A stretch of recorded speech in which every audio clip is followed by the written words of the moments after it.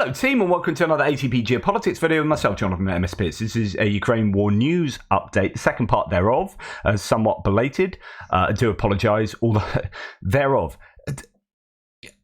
I say that word every day, don't I? So maybe several times a day. I don't know that there's any other human on earth that says thereof as much as I do. Weird. Shut up, let's go on with it. Right, we'll go to the Daily Telegraph, to what Ben Wallace has written, who is the former Defence Secretary for the Ministry of Defence. He's no longer in position. It's Grant Shapps. He was pretty well respected in that position. Interesting article he's written, which is titled, "Ukraine is winning. Now let's finish the job. As the counteroffensive breaks down the Russian lines, Britain must make sure the West stands firm." Yeah, lots to be said about the counteroffensive. I said a lot in the live stream last night, so go and check that out on ATP Geopolitics. Now, this is full of interesting nuggets. There's some nice little anecdotes here, like you're talking about Ukrainian people training. Since the summer, Ukraine has been again learning on the job. Its forces are adapting tactics, absorbing lessons, and making the best of the equipment we have all gifted them. They take UK equipment and achieve success rates far beyond expectations. I remember visiting a secret location abroad, but outside Ukraine, as we prepared Ukrainian soldiers on how to use Starstreak air defense missiles. So these are fairly similar to sort of Stinger. They had a week to train on a system we take months to master. A British sergeant pointed to a young Ukrainian barely out of his teens. Quote, "He won't let go of the simulator and he won't stop training until he never misses," he said. That young man went on to down 2 Russian attack helicopters. So, good stuff, good to read. Goes on to say, "Before I left office, I asked the PM to match or increase the 2.3 billion pledge to Ukraine this year to add to the 4.6 billion pounds we have spent already. The UK is no longer the biggest European donor. Germany is."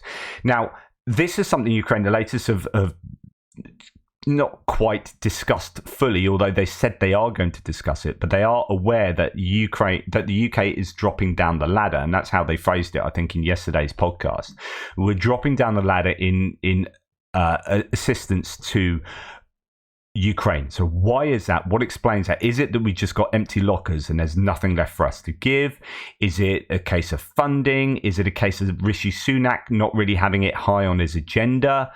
Is it this movement from Ben Wallace to Grant Shapps as defense minister, so on and so forth? So, secretary. So, yeah, that is an interesting paragraph from Ben Wallace, because he is, highlighting that. Didn't really say too much about it, but it's certainly on his radar. So he says Putin is desperately grasping at the final 2 things that can save him: time and the splitting of the international community. This is his approach, and I always thought it's never going to work. But when you see political changes, maybe in the US, maybe in Slovakia, Hungary, Europe as a whole, and when you see how difficult Ukraine are finding it to break down the Russian fortifications and defenses in this counteroffensive, you realize this is going to be a long war. And you realize that time is something that Putin is playing for. And this might really be his best brackets only option, really. So Putin is desperately grasping for 2 final things that can save him: time and the splitting of the international community. Britain can do something about both. We must help Ukraine maintain its momentum, and that will require more munitions, ATACMS and Storm Shadows. I don't know how we're going to help with ATACMS. And the best way to keep the international community together is the demonstration of success. Ukraine can also play its part. The average age of the soldiers on the front is over 40. I understand President Zelensky's desire to preserve the young for the future, but the fact is that Russia is mobilizing the whole country by stealth. Putin knows a pause will hand him time to build a new army. So just as Britain did in 1939 and 41, perhaps it is time to reassess the scale of Ukraine's mobilization. This is actually a really significant part of the article that is basically Ben Wallace saying to Zelensky, for what it's worth, you need to mobilize now. You've got the average age of some of these troops is over 40. We've heard this from a number of different sources. In fact, the Russians sort of taking the mickey out of some of the troops was it up in the Crimea area, being close to retirement or whatever. I reported on that the last couple of days. So this is something that is kind of known about. Ben Wallace here is saying to Zelensky, you need to mobilize because Russia don't, have a lot more people than you. And this counteroffensive has been grinding and you will have lost a lot of people. You need to mobilize because you ain't going to win back territory. If you're going to do these infantry based counteroffensives or counterattacks, you ain't going to take territory without enough people, enough decent young fighters.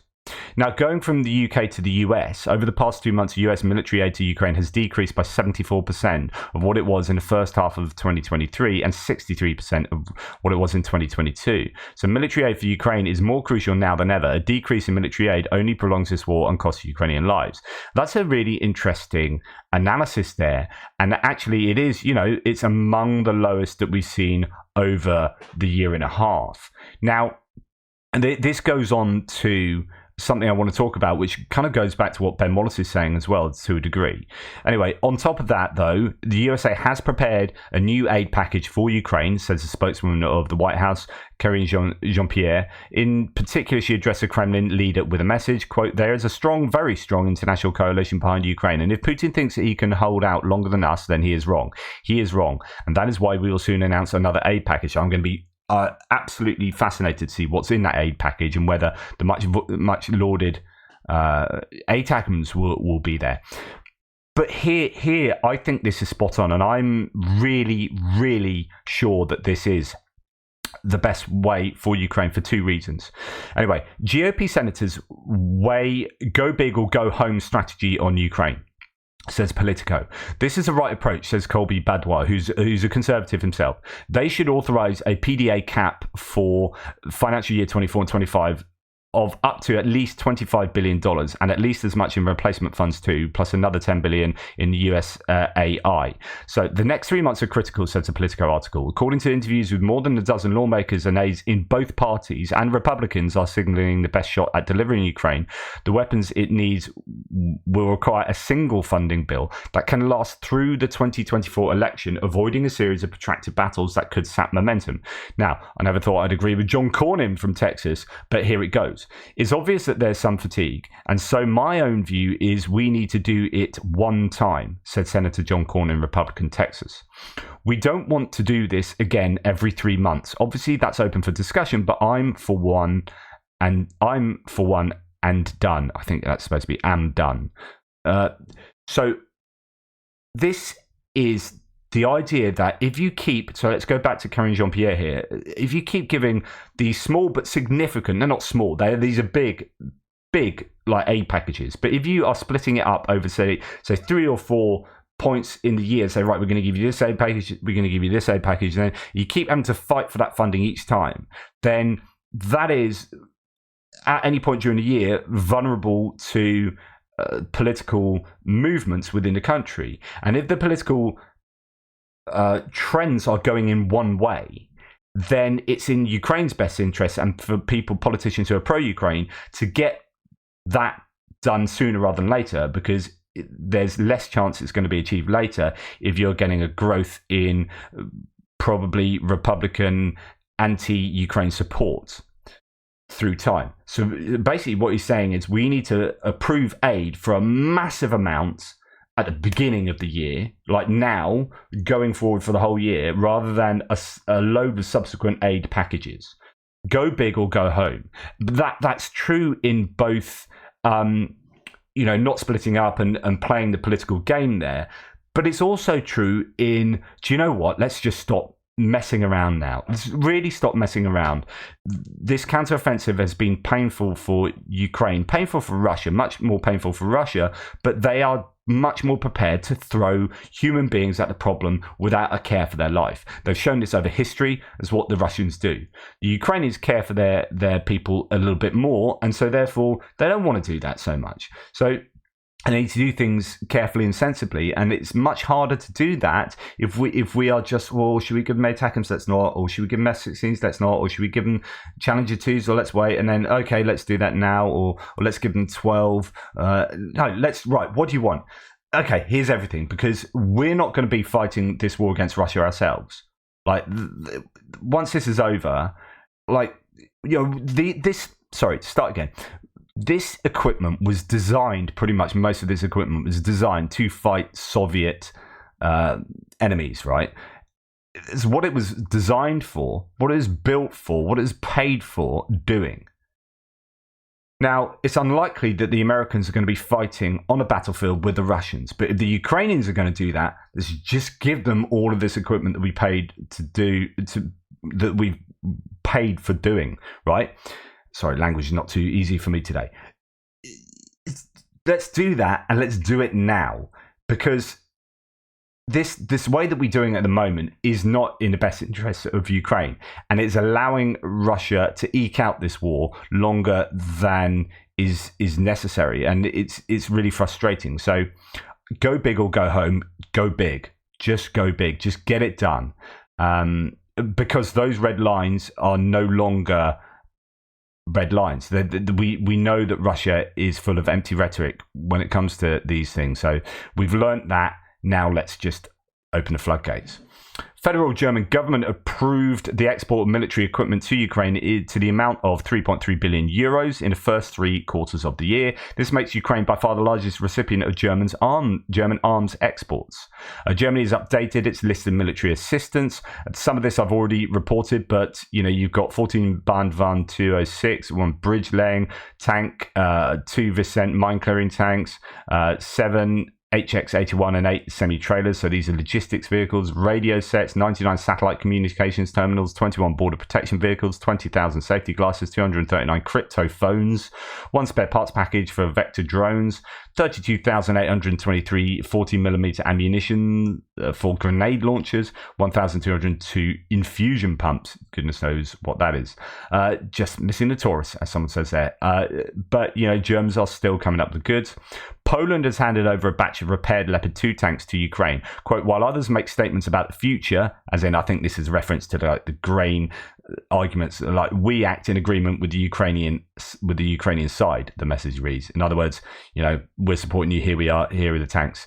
So those Leopard 2 tanks have been repaired. Those will be from the front line. But what's interesting as well is, so this is a Polska Grupa Zbrojeniowa, don't know if I've pronounced that group of letters correctly, confirms that repair work has been completed on the first group of battle-damaged Ukrainian Leopard 2s sent to Poland, and they've been returned to Ukrainian service. But additionally, the group again confirms that PGZ Service Orel service crews have been completing frontline repairs on Western-supplied Ukrainian vehicles. Quote, we are constantly expanding cooperation in the field of ammunition supply, spare parts and equipment service.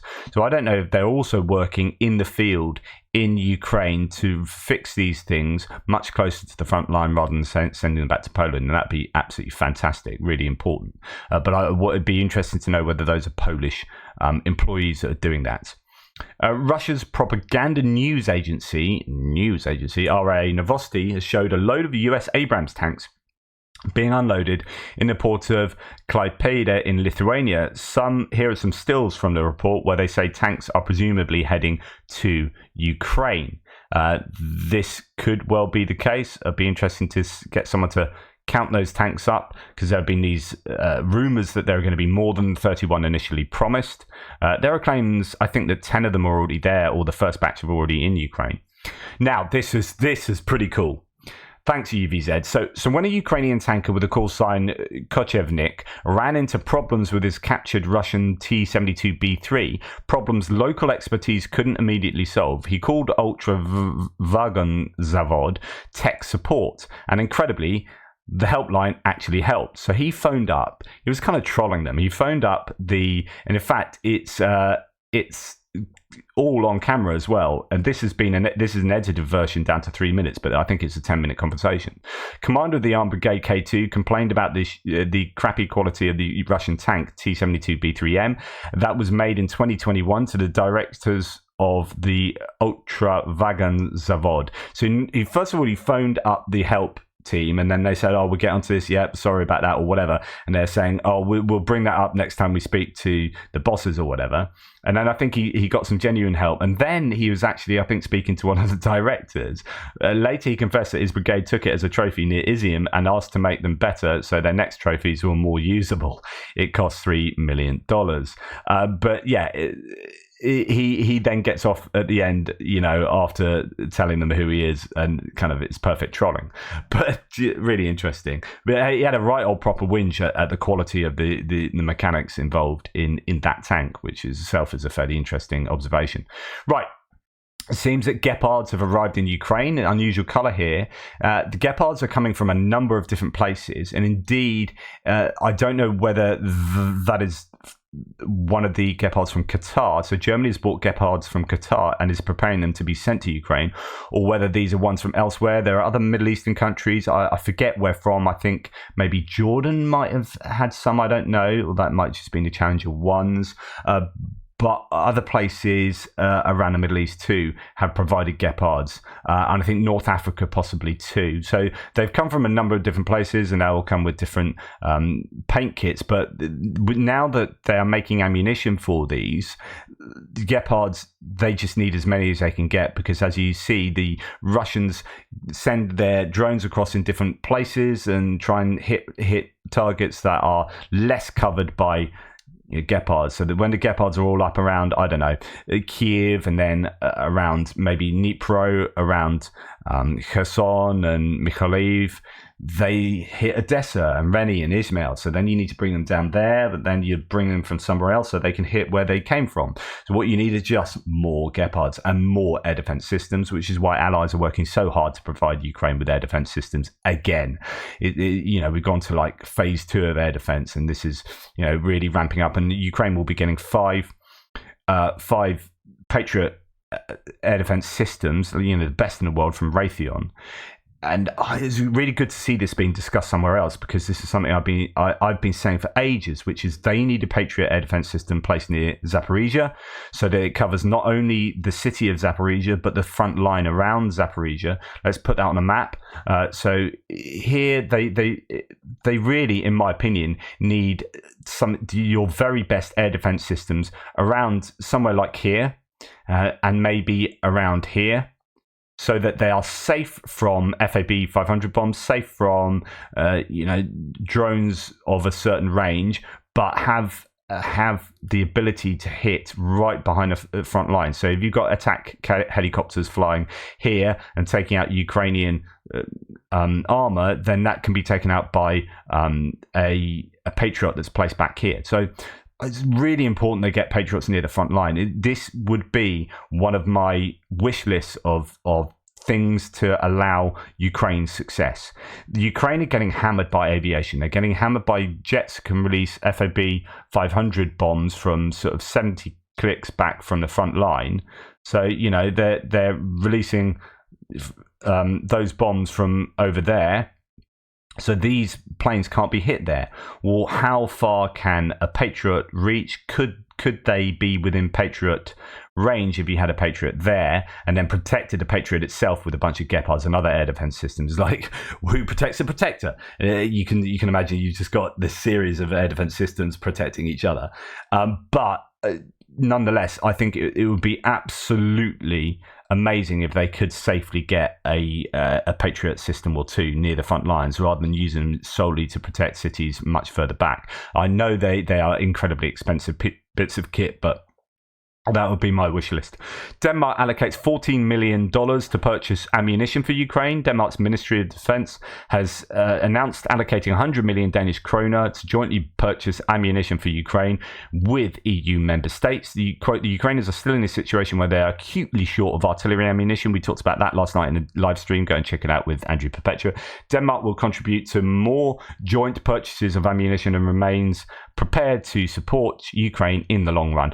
Danish Defence Minister Troels Lund Poulsen said funds will continue to the second phase of the European Union's plan to provide Ukraine with 1 million 155mm caliber artillery rounds. So that funding apparently is going forward into 2024 as well to keep up the provision of that artillery ammunition. Turkish private arms manufacturer Canik supplied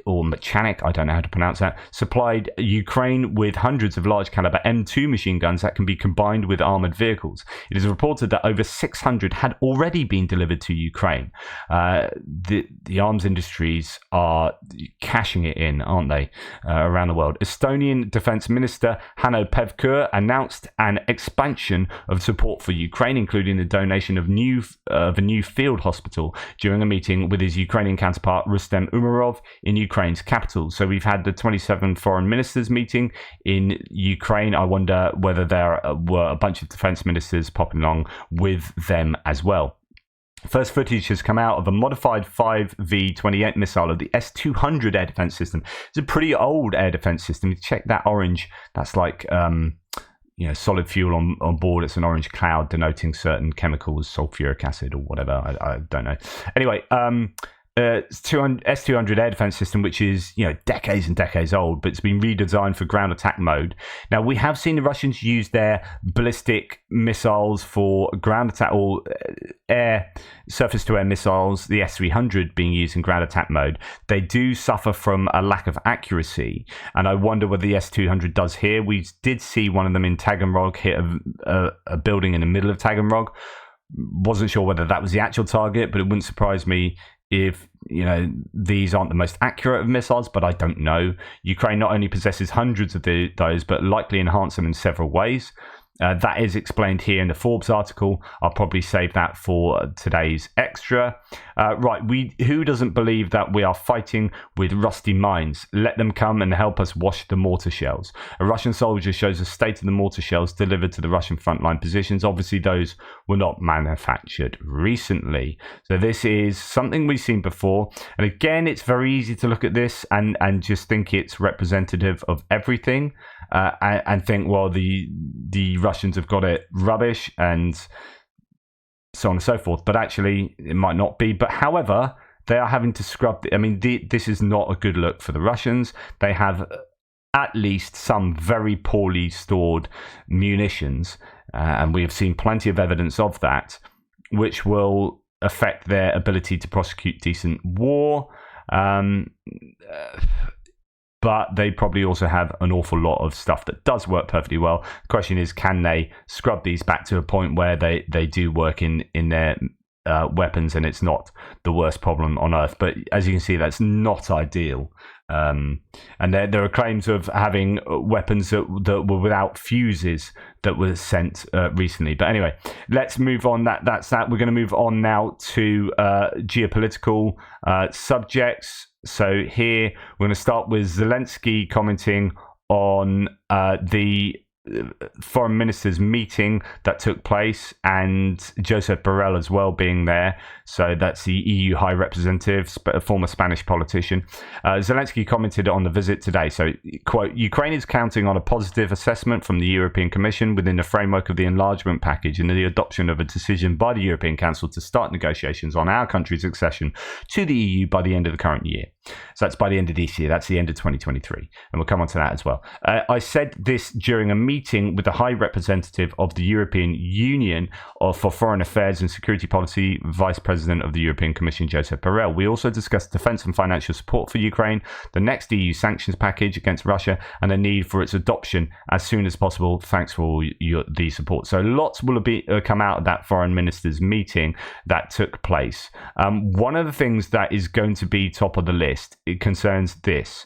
Now, the European Commission is ready to unfreeze 13 billion euros in funding to Hungary to find support for Ukraine. Hungarian PM Viktor Orban previously stated that Ukraine would not receive a penny until it complies with Budapest's demands. So you've got Hungary trying to bribe the EU, you've got the EU trying to bribe Hungary. It's all part of this negotiation. You need unanimity when you're voting to have accession to the EU, so that's going to be a problem for Ukraine going forward, given what Slovakia's Robert Fico has said, and given what Viktor Orban routinely says. So that's going to be an issue. But there's also 500 billion euros that is due to come to Ukraine. And the EU is withholding $13 billion euros of funding to Hungary. And they've also got things like the OTP bank on the blacklist. And this is something that has annoyed Hungary, and they want that to be reversed before they allow money to go to Ukraine. So we have seen, where is it? I've got it up here. Sorry, everything's a little bit out of where is it gone? No, it's not there. So there was more comments today on OTP, the bank, the Hungarian bank that has been withdrawn from being blacklisted, and it looks like that money might be on the way to Ukraine, and that is a significant amount of money. 500. No, it's not 500 billion. It's going to be 500 million. Sorry, euros. Did I say 500 billion earlier? That would be rather a lot of money. So it's really important that Hungary play ball there, but they are obviously trying to get as much out of this as they can too. Negotiations on Ukraine's accession to the EU will begin this fall, so this autumn at most, at the beginning of next year, says the Minister of Foreign Affairs of the Czech Republic, Jan Lipavsky, at the meeting for the EU Foreign Affairs in Kyiv. According to Lipavsky, the meeting in Kyiv was not just symbolic, but also included important discussions about practical solutions on what the EU can do to ensure peace in Europe. Yep, super important. Right, the US, there's a document that's come out. So Politico, the White House is more worried about corruption in Ukraine than it publicly admits, which you would almost certainly have predicted, right? They are not going to talk about the worries they have of Ukrainian corruption, because that's going to get in the way of public support for Ukrainian aid. You kind of muddy the waters. But everyone knows that there's corruption issues in Ukraine. And also, everyone knows that Ukraine are working really hard to try and deal with it. We've got Zelensky seeing that really as one of his number one priorities, outside of the obvious prosecution of a defensive war. He knows that he can't get into the EU, and he can't get money from the IMF, and he can't get money from the US and from the World Bank if he doesn't jump through hoops to do with transparency and trying to sort out corruption. So sorting out corruption is not only morally important for Ukrainian politicians, it's also practically essential if they want to get anywhere. So the US President Joe Biden's administration prepared a confidential strategy document that sees corruption in Ukraine as a real threat, allegedly warning the Western support may depend on Kyiv's anti-graft efforts, Politico reported yesterday. The document obtained by the media outlet outlines steps the US is taking to help Ukraine tackle corruption and reform the country's military, financial, and education sectors, among others. And this is fantastic. Get in there, make sure that the military aid is going to where it's supposed to go. Have people in there with teams working with Ukrainians. Let's get them up the Transparency Index corruption list. What is it? Is it Transparency International Corruption Index? Anyway, whatever version, whatever order of those words it is.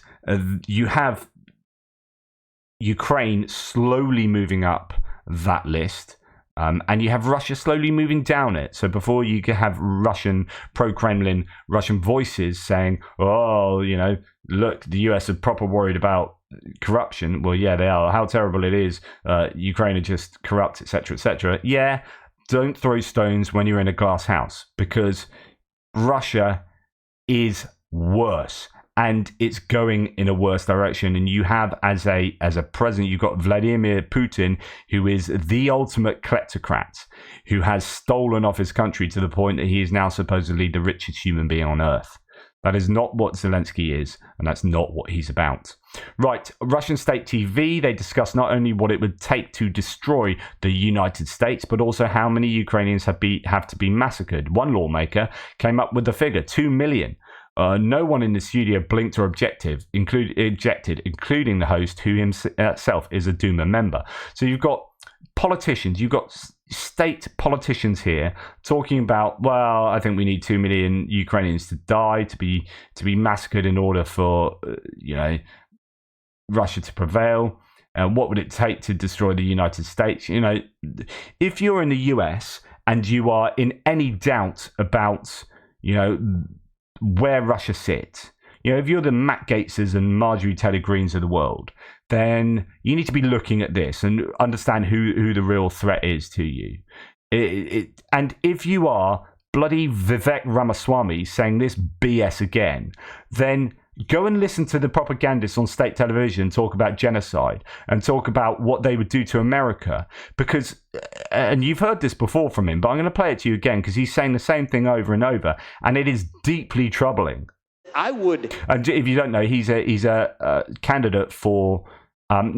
He's a candidate or nominee. He's a candidate for U.S. president, but he's not been nominated, so he's obviously going to go through a voting process, and he won't get in, right? But he's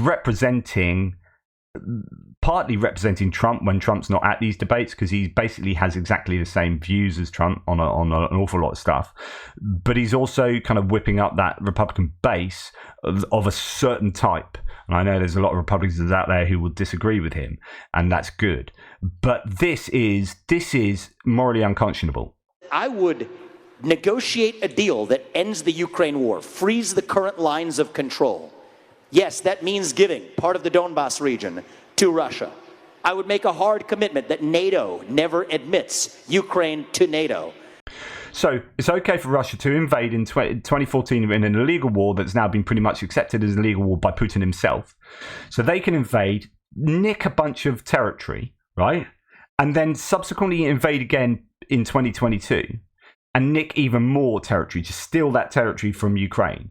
And then he, as president of the US, would go, oh, you were invaded by Russia? Oh, right, in 2014, they've invaded you again. All right, give them a bit, give them that territory. Oh, and you're not allowed in NATO. And you're like, hang on, but A, we want to be in NATO, and B, they've just stolen our territory off us. Yeah, we're going to do a deal. Don't worry, we're going to do a deal. Anyway, you're going to give that territory to Russia. But they've literally just stolen it. It's not theirs.